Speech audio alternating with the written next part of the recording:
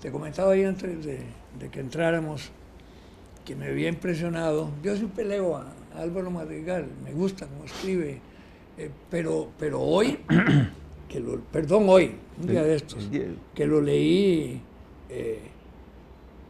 de veras es de lo mejor que le he leído, ¿no?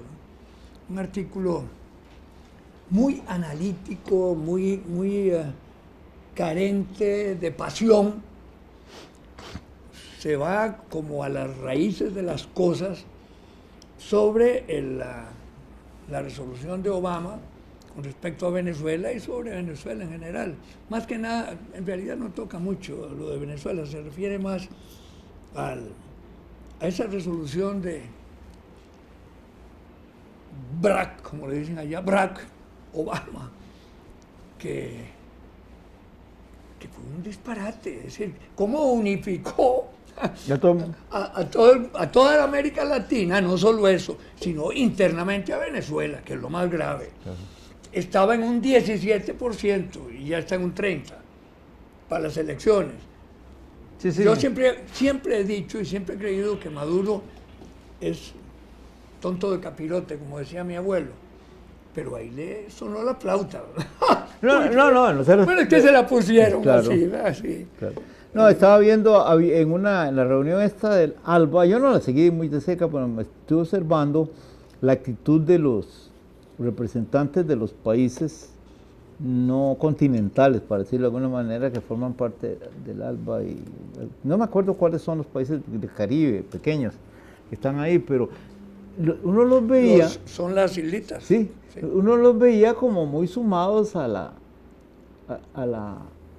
corona norteamericana. No, al contrario, es decir, la tradición había sido como que ellos no les importara mucho lo que Estados Unidos... Sí, claro, sí, yo supongo que desde la invasión de Grenada ya aprendieron posiblemente. Pero en todo caso, me llamó la atención eso, ver que ellos participaban en la unanimidad de apoyo a Venezuela, y claro que era un repudio a la tontera que cometió Obama con eso. Yo creo que pasará a la historia como una de las grandes de los grandes disparates diplomáticas. Ahora, que conste, quiero dejar constancia de que yo no defiendo al gobierno de Venezuela en nada. Me parece que Maduro echó al basurero lo que había hecho Chávez, ¿no? Chávez por lo menos tenía un aura y era simpático y era buen orador, and so on, como dicen los gringos. And so on. Pero sí, hay dos personajes ahí que me caen muy mal,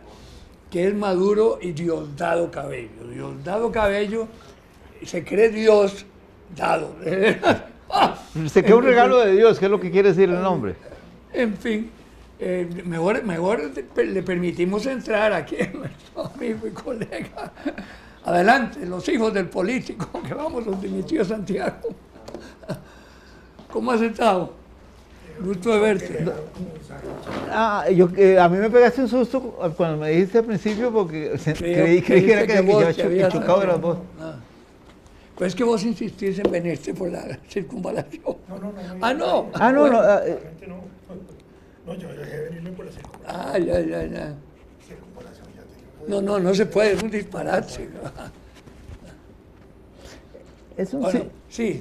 Estamos hablando, yo empecé a comentar un articulito que salió un día de estos en La Nación, de Álvaro Madrigal. En la República. En la República, sí. Sobre esa resolución que tomó... iba a decir de Bush, el berrinche de Obama, sobre el caso de Venezuela, que fue el mayor disparate que he visto yo. Vos has oído a ¿cómo se llama? Reich. Sí, a Otto Reich. Es lo más derechista y lo entrevistaron anoche. Y dijo que era lo más infantil que había visto. Y el que lo entrevistaba desesperado, se ve que lo había entrevistado para que atacara. ¿Será que me estoy haciendo viejo? Pero que es lo más infantil, que disparate. Eso me llamó poderosamente la atención, que estábamos hablando de que cómo ese elemento unificó los criterios de la América Latina E interiormente en Venezuela. Estaba viendo que antes de eso había caído a un 17%. Y ya subió a un 30%. Pero en cuestión de días. Y ahí unificó el pueblo, que ya está agresivo. La defensa de la patria, ese populismo, ¿verdad? que entusiasma a los pueblos, a la victoria, a la guerra. Digamos, hay cosas que son como objetivas, es decir, un país como Estados Unidos no puede decir que Venezuela es una amenaza a su seguridad nacional. Es absurdo. Primero porque es una potencia mundial en armas, es una potencia militar, es un país que hace la guerra todos los días y durante muchísimos años la ha hecho oculta y abierta. 724-365. Exactamente. En el caso de Venezuela, es un ejército chiquito comparado con el de Estados Unidos, comparado regionalmente con Colombia, por ejemplo. El ejército de Venezuela es 4 veces más pequeño que el de Colombia, pero si uno suma el de Venezuela, el de Ecuador y las FARC, aún así el de Colombia es 4 veces más grande. Sí, es un ejército enorme el de Colombia. En Colombia hay 8 bases militares norteamericanas, ¿verdad? Estados Unidos tiene 50 y pico de bases militares distribuidas en todo el mundo. Sí, sí, claro. Solo en América Latina tiene 17. Entonces, aquí tuvo una, muy escondida, pero tuvo. El murciélago ahí estaba. Sí, claro, claro. Entonces, hace la guerra todos los días. El ejército de Venezuela, comparado con el de Colombia, cuando ha habido conflictos tensos en la frontera, que fueron militares casi, en época de Chávez, muy tensos, sí, sí. El ejército de Colombia igual hacía la guerra todos los días y el ejército de Venezuela estudia la guerra en pizarras. Sí. Hay que empezar por ahí. La capacidad armamentística, por más armamento que compren y por más armamento que lo modernicen, tampoco es de una superioridad tal. Cuando yo era embajador allá, habían comprado unos aviones, creo que a Francia, Mirá, y de los 5 o 6 aviones, 2 los habían estrellado en entrenamientos. Bueno. Óyeme, una Entonces, cosa, ¿te acordás cuando Chávez dijo, los tanques van a la frontera y que esto y que el otro? Yo le dije a mi señora... Le cuento. Espérate, nada más para terminar esta idea. Le dije a mi señora, Chávez es muy inteligente, pero se le fue la pajarita. Porque Colombia tiene 50 años de estar peleando, tiene un ejército temible, sí, claro. Se los van a comer. Pero enseguida, claro, y bueno... A propósito de eso, esa ida a la frontera duró 8 días. Sí, trataron de llegar. Se jodieron los tanques y no arrancaban. No exagero, el ejército de Venezuela duró 8 días en llegar a la frontera. Y los jefes del ejército dormían en hoteles. Ah, bueno. Imagínate. Entonces, eso da una idea, digamos, claro, de lo que es el juego de la guerra, para ponerlo en términos prácticos. Claro. Entonces, yo digo, desde ese punto de vista, el argumento de Obama no vale. No, ningún punto de vista vale, no tiene sentido. Y al mismo tiempo que él dice esas cosas, le compra a Venezuela casi 1 millón de barriles diarios, pagados al contado. Estaba viendo... Se pagan al contado, y Venezuela, a pesar del pleito, a pesar de que no tienen embajadores desde hace 3 años los dos países... Pues tiene un montón de gasolineras allá en Estados Unidos. Venden el petróleo y lo cobran, ¿verdad? Sí, claro. Bueno, Venezuela le había metido hasta gasolina casi gratis en Harlem, en el barrio negro, porque ellos les regalaron ahí, como ahí hay bombas privadas y eso, ellos habían regalado petróleo Citgo para... se llaman las gasolineras de ellos. Para regalarles allá a los negros de Harlem y de Nueva York y a la gente pobre. Y era una política que ellos tenían, pero también empezaron a sacar todas las refinerías de Estados Unidos y de todas las partes donde ellos creían que podían haber incautaciones, digámoslo así, por parte de los Estados Unidos. Sacaron el oro de los Estados Unidos, sacaron cuentas bancarias oficiales, las han ido disminuyendo para evitar eso. Y por eso es que abrieron un montón de refinerías en todo el Caribe. Pero el petróleo sigue ahí. Por cada dólar que cae el precio del petróleo, eso significa una pérdida de $700 millones para Venezuela. Ya está en 43. Y el presupuesto nacional de Venezuela está calculado sobre $60 el barril para este año. Si está a 42, estaba en 38 en diciembre vendieron a 42 en enero, y hace 2 días, hace unos Empezó a bajar otra vez. volvió a bajar, Sí, y se teme que pueda llegar a 38 otra vez o 35. Eso horror, ¿eh? eso significa que la tercera parte Pero del presupuesto no les Venezuela entra. debía imitar a Costa Rica, que Llevarse a Luis Guillermo. más o menos, porque Bueno, aquí bueno, baja el petróleo bueno, y sí. sube la gasolina. Luis Guillermo dicen que es un presidente muy maduro, así que... Y que se lleve a Melvin también. Bueno, el Melvinato de Venezuela, que lo vaya a hacer en Venezuela.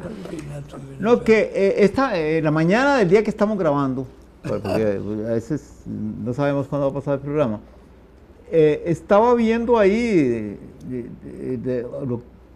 el día anterior, el ayer de hoy, pero que no es ayer de cuando pase el programa. Sino de mañana. La portavoz del Departamento de Estado, una mujer joven que se llama Jan Psaki, pero parece no ser la más inteligente de los Estados Unidos. Astuta. Bueno, es que no, yo no sé si es astuta, pero ahí la vi. Llega y convoca una rueda de prensa para decirles a los periodistas que el gobierno de Estados Unidos refuta las fantasiosas afirmaciones del gobierno de Venezuela de que Estados Unidos está interviniendo, ¿verdad? Y bueno, uno como ha vivido tanto, la verdad es que mejor se quedara calladita. Estás hablando como Otto Reich. Igual. Pues resulta que dice que, dijo así, que la política de larga data de Estados Unidos ha sido no intervenir en los asuntos internos de los países y no estimular transiciones no constitucionales. Entonces se sueltan una carcajada los periodistas, ¿viste eso? Sí, claro. Y entonces la agarran y les hacen preguntas y la dejaron como chuica, ¿verdad? Porque Claro, finalmente hubo uno que le hizo la cuenta. Guatemala, República Dominicana, Honduras. De las más recientes. Y hay uno muy circunspecto que parece europeo, que pide la palabra y al principio no se le entiende lo que dice, pero después dice, es que por ejemplo, si pensamos en Ucrania un gobierno legítimo fue derrocado y entonces el que resultó es un gobierno que no es constitucional y nosotros lo apoyamos. O no, ustedes lo apoyaron. Y la mujer parecía que estaba colgando de una rama, de una liana. Pobrecita. Y nada puede hacer porque se ve que no tiene la memoria histórica, es muy joven además. Supongo que ya no se acuerda dónde queda Honduras. Pero allá, Honduras, Dominicana, Granada, Nicaragua, Guatemala. Granada. Eso, intervenciones directas. Panamá, que se robaron un presidente. Sí, le cerraron. Sí. Lo empaquetaron y se lo llevaron. Sí. Además, casi se meten en el nuncio apostólico, en la embajada del Vaticano, para robárselo ahí. Oíme, una de las cosas que a mí siempre me sorprendió, yo viví alrededor de 6 años en Nueva York y hay cierta gente muy capaz y ciertos grupos muy cultos, pero en términos generales los Estados Unidos no tienen memoria histórica. Es decir, el ciudadano común y silvestre vive en la luna, en los cerros de Úbeda, es decir, que no piensa sobre estas cosas, porque no le preocupa. Es que su memoria histórica puede ser Tarzán, que era un dominador en culturas negras en África. Sí. Superman, que resolvía todos los problemas. Y el llanero solitario. El llanero solitario matando indios. Y el fantasma, no otro dominador indios, blanco en comunidades pigmeas, indio. negras, atrasadas, todo. Ellos eran los únicos que estaban en contacto con la civilización. Y al final, el valor supremo de eso, MacPato y Super MacPato y la vieja pata esa, supermillonarios, ¿verdad? Entonces, Rico MacPato. Igual Disney, a mí me tocó una vez esta experiencia. Fíjate que me toca trabajar. Sí, es curioso. Aquí en Costa Rica con un joven que había sacado el BS en Harvard y viene a trabajar aquí en una ONG en la que yo estaba. Entonces era de apellido polaco. Y él hacía gran ostentación de que era de familia polaca. Con solo ver el nombre, el apellido, ¿verdad? Entonces un día estábamos conversando y yo le dije algo así como, porque, por ejemplo, en el caso de ustedes, que son de origen eslavo, y se pegó un susto, era grandote casi, yo temí que me pegara porque no tenía la menor idea de que los polacos son eslavos esencialmente. Claro, hay un poco de otras cosas. Un grabado, bueno, no era de posgrado, pero como quiera que sea, de Harvard, no tenía ni siquiera esa noción con respecto a algo tan elemental, ¿verdad? Mira, se me ocurrió decir, si a mí me dice alguien, ustedes los de origen jamaicano, y yo no le doy una patada en el trasero, las cosas son así. Pero ellos que históricamente yo tuve que explicarle que la única diferencia en lo fundamental es que son eslavos católicos, porque la lengua...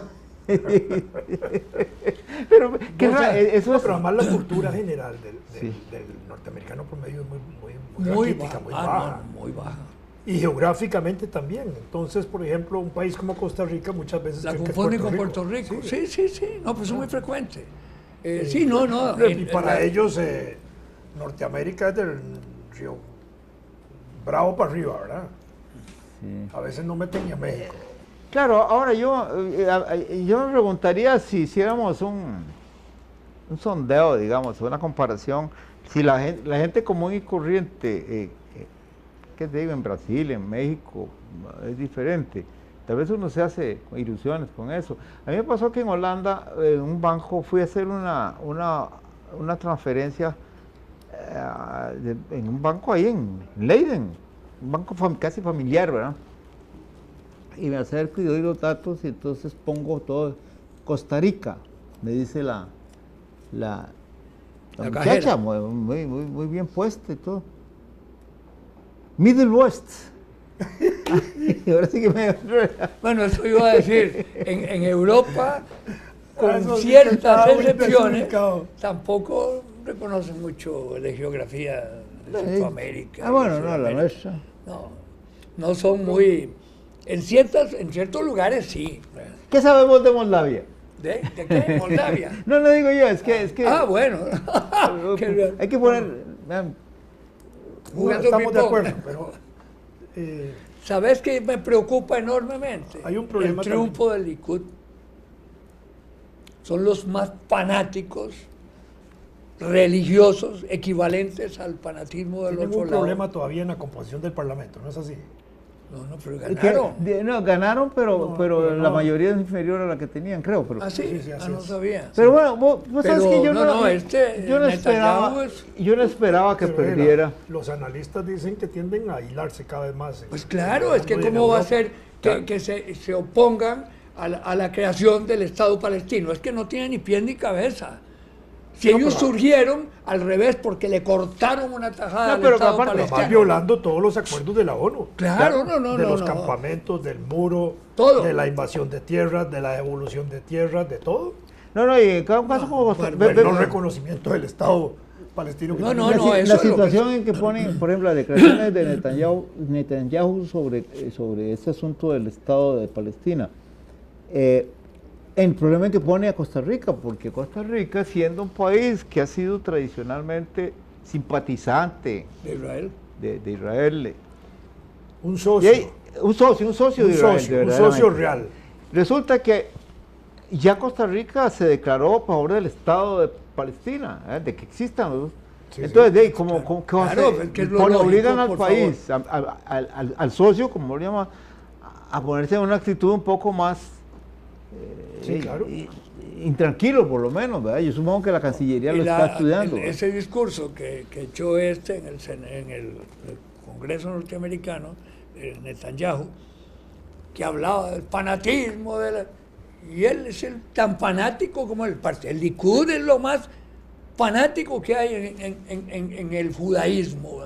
Puchica, decía yo, bueno, pues no tiene un espejo para verse el alma, para darse cuenta de lo que es él y lo que es su partido. ¿No?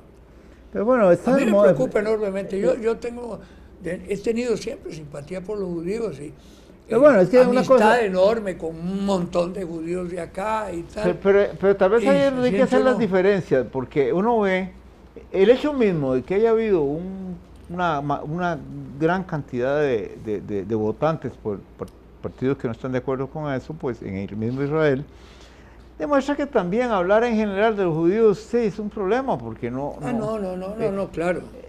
yo me pregunto, no se lo voy a preguntar ni quiero que hagan un sondeo, pero me pregunto qué estarán pensando los judíos de Centroamérica en general, digamos, sobre ese asunto, porque tienen que darse cuenta de que ellos tienen que ver el mundo desde aquí, y ellos no son ciudadanos israelitas, claro. Sí, claro. Pero la otra cuestión es muy fregado, pero el fanatismo pareciera como estar de moda, ¿no? Hay algo tan extraño en esto que está pasando. Ojalá no se ponga de moda el fanatismo. Sí, pero tienes razón, como que estamos viendo una época que está marcando el paso en un cierto fanatismo. Y si ahora con Likud es lo mismo, entonces no va a quedar palo en que ahorcarse, como que tenemos que aterrizar, dice el problema del señor fanatismo es la dictador. intolerancia. Es la intolerancia. Claro, eso sí, es todo. ese es el punto. Sí. Uno puede ser visceralmente convencido de una idea o de una causa, pero si no le corta la cabeza, que debe ser distinto. Ahora que señalas eso de la intolerancia, es la verdad absoluta propia. Me acordé cuando Chávez perdió aquella elección sobre poder seguir la honestidad con que lo reconoció y dijo, bueno, perdimos y no sé qué, a ver si Maduro es capaz de hacer eso. Ay, es que era un tipo, de veras, mi mujer me decía, pero porque es que me cae bien, me caía bien. Pero mira, vos sabes que yo creo que las circunstancias actuales de América Latina hacen que no pueda hacer otra cosa que reconocerlos y pierde. Es que ves, ahí está lo convenció José Vicente Rangel. ¿Así fue? Sí, claro. Bueno. Carajo no estaba muy convencido de aceptar. De aceptar, y José Vicente, que era un civil, un periodista, un abogado, un carajo muy Está vivo José Vicente Rangel, ¿verdad? Mucho prestigio, el carajo tiene 84 años. Aquí cuando ganó Mario Chandi las elecciones dentro del Partido de Liberación Nacional, había un grupito que pretendía que no se le entregara. De siempre, pero hay cosas que no se pueden. Si algo ha cambiado en América Latina, creo que es eso. Y con Trejo Fernández también. Más con Trejos que con pero con Trejos era que se argumentaba un supuesto fraude. 5,000 votos. Pero también eso, si se pierde por un voto, es igual, se pierde. Claro. Sí. En fin. Yo siempre pongo el ejemplo, creo que fue Janina del Vecchio que ganó por un voto, ¿no? Perdió por 2 votos. Perdió por 2 votos. Sí. Y no pasó nada en la U. Es que el problema está en que hay que, si las reglas se aceptan, porque vamos a ver, en el caso de un gobierno, en un régimen que ha estado declarándose constitucional y defendiéndose con base en eso, alguien decía por ahí que el golpe de Estado más corto de la historia fue el que le dieron a Chávez. Sí, 24 horas duró. Porque justamente lo que fuera. 48. Puede haber sido, pero el hombre estuvo fuera de su lugar. Los cubanos le pusieron un avión para que se fuera para La Habana. Y el general, el que dio el golpe, dijo que no, que lo querían tener ahí preso. Y se le levantó una parte del ejército y voló al Medina ese para afuera, güey. Entonces, claro. Claro, lo hubieran sacado y hubiera sido otra cosa. Pero internacionalmente era evidente que aún países como Costa Rica, que en ese momento no Miguel Ángel. Miguel Ángel era el presidente. Y lo defendió. Miguel Ángel era secretario general de la OEA. No, era presidente. Acaban de aprobar la Carta de la Democrática de la OEA que Chávez no la había aprobado. Bueno. Y defendía contra los golpes de Estado. Sí. Y Estados Unidos... Sí, pero Miguel Ángel no defendió el golpe de Estado. Contra. Bueno, sí, claro. Chávez, sí, yo recuerdo muy bien. Claro, y a pesar de que Estados Unidos parecía batir palmas porque se lo han echado. Sí, claro. Bueno, dicen que hay que